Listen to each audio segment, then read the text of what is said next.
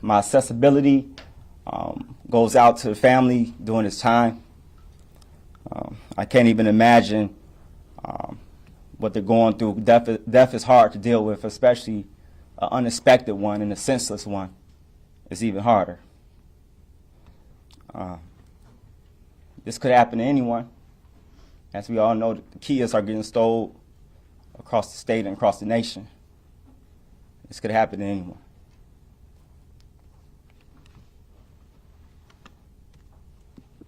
Illinois, the state of progressive reform. Illinois is the state of progressive reform,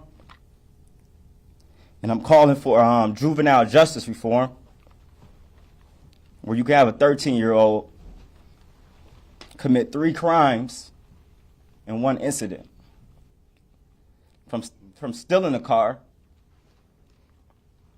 to driving under the legal age, and then ultimately taking someone's life. Somebody needs to be held accountable. I'm going to keep my remarks short because it's not about politics. It's not about, at this moment, it's more so about the family. But the long-term solution needs to be talked about how we can get justice for this family and how we can prevent another family from experiencing this situation. I'm going to turn it over to my chief of police to talk about different details of what he can release. Obviously, we know this is a sensitive matter, dealing with a juvenile, but the chief will be able to address whatever he can. Thank you. Chief, you just spell out your first and last name for the record, and then we can just stand to his right. Good morning to all. First name is David, D-A-V-I-D. Last name is Shepard, S-H-E-P-P-A-R-D. First of all, I just want to say good morning to everyone that's in the room. I do want to express my condolences to the family that is sitting here over to my left. I was on the scene. I've been in this for like 28 years. I've seen a lot, and we carry a lot as police officers, but I am very sorry for your loss, because this is something definitely that could have been prevented, in my opinion, and I am going to try to work toward making some kind of penalty that these juveniles can understand that we're serious about, that you have to stop this. And with that, I'll just let you know, on Sunday, approximately at about 2:30, I received a call that there was an incident that happened here in the village. I spoke with the officer who was responding officer on scene, basically stated that he had spotted a vehicle which was a Kia with a broken window. The broken window is the hallmark mark of vehicles that's been stolen. Normally they break the rear driver window, and then they tape it up with clear tape or black tape, and then they access the vehicle and they drive around. At that point, he stated that he saw the vehicle make a turn. He wanted to try to catch up to the vehicle in order to get the license plate. And once he saw the vehicle again, he saw a puff of smoke. He proceeded to that area where the smoke was. He did see Mr. Carter's car had been involved in an accident, and he did see that the 3 individuals was running and leaving out of the Kia. We were able to apprehend all 3 offenders. They were brought here to the Robbins Police Department, where we reached out to the state's attorney's office and to their parents. Since then, we've been working under the leadership of the state's attorney's office to go forward with this case. Right now, as cases go in Illinois, being that there are juveniles, meaning that they're under the age of 18, there's extra steps that we have to take in Illinois. Those laws were handed down from Springfield, and we have to abide by them. The master question in the room is, why were they released? I'm going to answer that in the beginning. Illinois state law states that anyone 12 years of age or under, that we can only hold in our custody for 6 hours. That's the maximum time that we can hold someone that's 12 and under. 12 and over, we can only hold for 24 hours. So within that 24-hour period, we have to try to put together a case in order to charge it. Unfortunately, we were not able to do that. We reached out to the state's attorney's office, which is the prosecuting authority, and they stated, Chief, we need these additional evidentiary valuable items in order for us to go forth. At that point, we had to see what do we need to do to get them. Unfortunately, a couple of them we need to exercise a search warrant for. Because of the Constitution, we have to get a search warrant. Yesterday, we typed up the search warrant. We sent it over to the state's attorney's office. From there, the state's attorney's office must approve the search warrant. We did not receive approval after last check-in at 11 o'clock p.m. last night. I did call my lead detective this morning. He is going to check with the state's attorney this morning to see if we can get approval of the search warrant. After the approval of the search warrant, we will then walk that over to a judge. A judge has to sign off on that to give us permission to exercise that search warrant. After that, basically we have 96 hours to exercise the search warrant, and then we must return it back to the judge stating if we executed it or if whatever items that we removed or took into our possession. That's the stage that we're at right now. I just want to rest assured to the public and to the family that we are definitely working this case.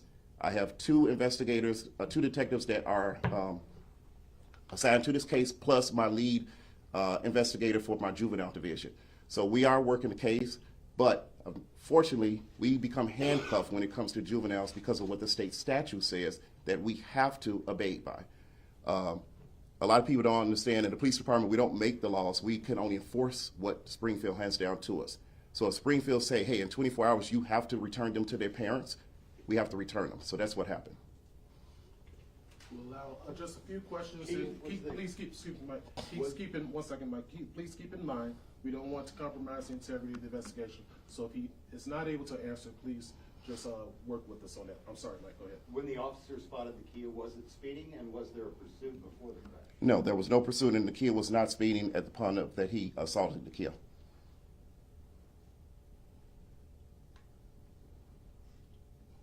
He just thought it was suspect because the window was broken out.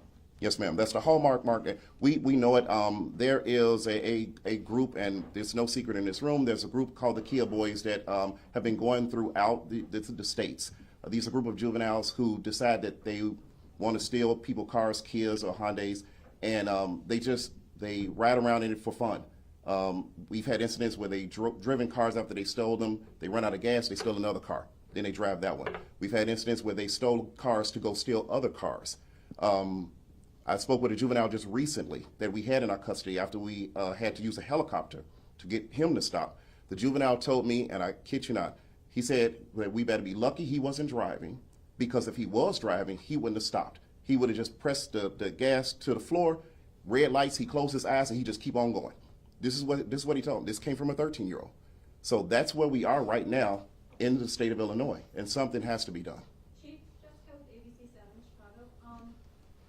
When this might be a very obvious answer, but they're allowed to be released back to their parents. Does that mean they can go back to school today, resume their regular activities? Because they haven't been charged with anything at this point.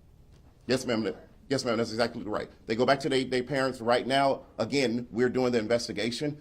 If and when that investigation turns over the evidence that we need to turn over to the prosecuting authority, which is the state's attorney's office, at that point, the state's attorney then makes the decision of what charges will be launched against these individuals. Only then. Any evidence that these kids were working for somebody else, stealing cars and getting them to an adult?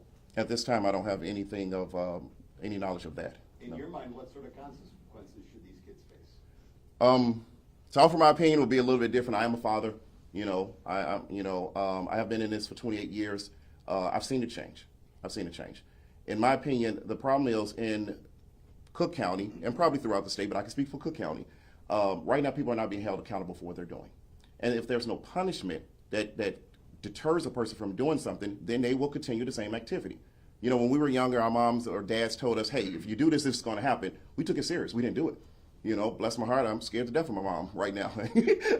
But unfortunately right now, we've come up against a culture that's matched against social media and defiance.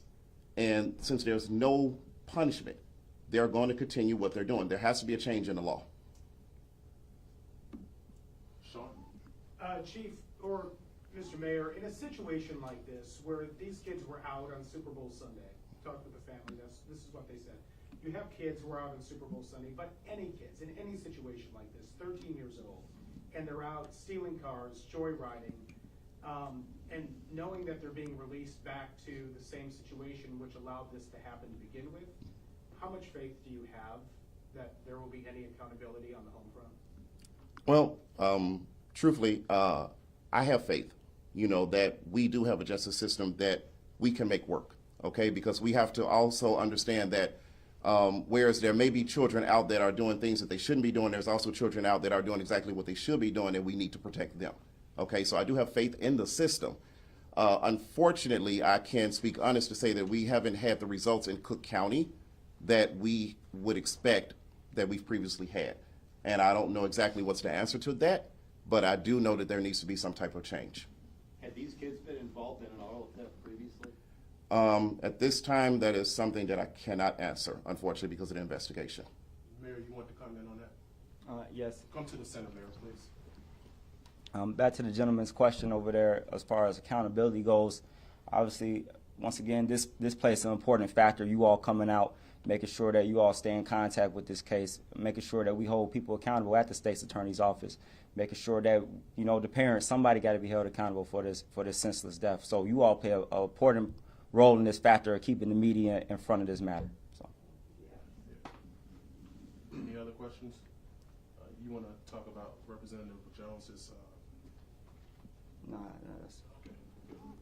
Just Representative Jones was on television last night. He's introducing a bill making the manufacturers, particularly Kia, more accountable and correcting this problem right away, because it's been ongoing. I think President Biden spoke of this too, so he made that clear. He's floating that bill this week, so you may want to check with his office. I just happen to be his publicist, but I'll keep you engaged with that. Mayor, any closing remarks, Mayor? You want to make any reflections? No, I don't have anything. I don't have anything. Chief, any idea when that search warrant will be executed, when you'll be able to? Come to the center, Chief. Oh, sorry. Again, we initially submitted it over yesterday. I believe it was around 4.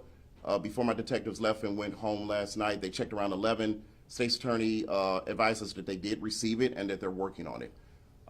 We're going to check again. I just talked to my lead detective right downstairs before you all gentlemen showed up and arrived. And he stated he's going to give the state's attorney a call to see. Again, we at the police department don't control that. We just know there's a constitutional requirement that we have to get that search warrant in order to retrieve the evidence that the prosecuting authority, which is the state's attorney, needs to either charge or say, you know, what charges will be charged in this case.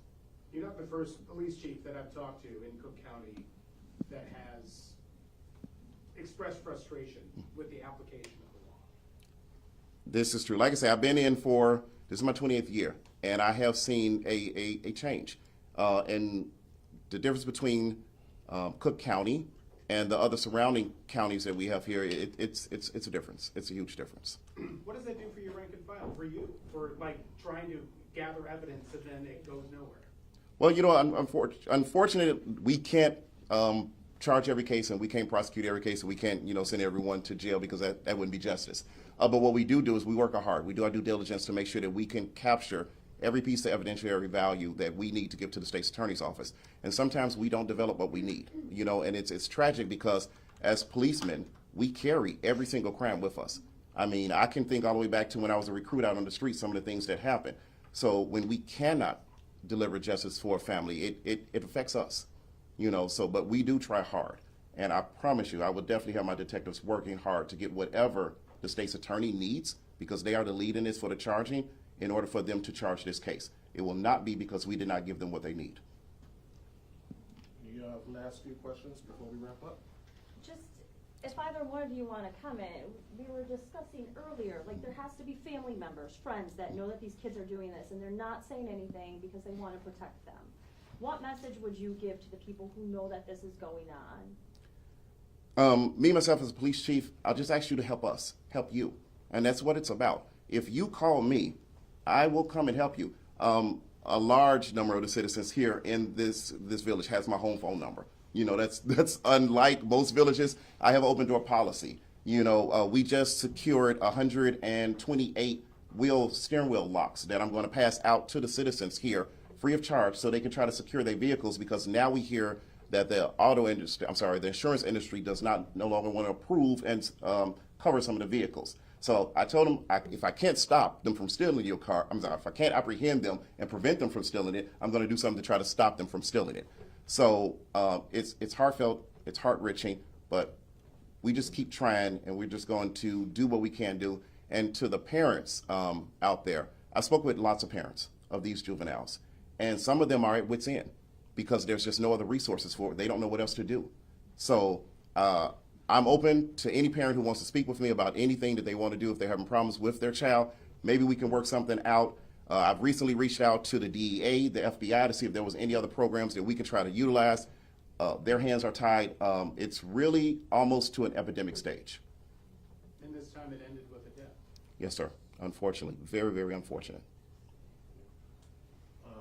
Mayor, you want to talk about your visit to the senior home this morning on the record? So this morning around 8:30, me and the chief went over to the senior complex just to make sure that the facility and the members in the facility was at ease. I haven't been able to speak directly with the family yet. We've been playing phone tag with a couple of the family members, but at that time, I will be able to sit down with them and have a heart-to-heart with them and let them know that the Village of Robbins stand behind them, and whatever support, whatever resources, whatever accessibility that you all need from the village, you all have it. And the meeting this morning went well. You know, there was some residents in that area that was a little distraught, a little disheartened. They was talking about it over there, but everything seemed a little calm this morning when we went over there and met with the director. So it was a good walkthrough, and we're going to be back over there real soon.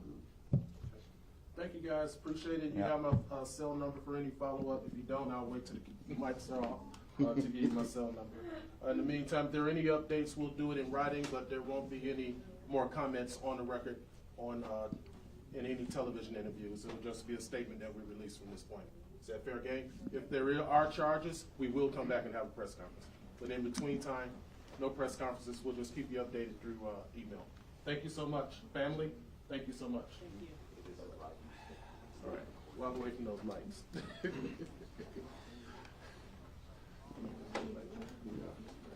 Thanks, bro. Thank you. Thank you. I didn't mean to cut you off, Mike. That's the first time in 30 years or so. That's right. Alex, Sean, how you doing? Good, how are you? Heard great things about you. Yeah, oh, thank you. Red Johnson, of values. Oh, thank you. Great.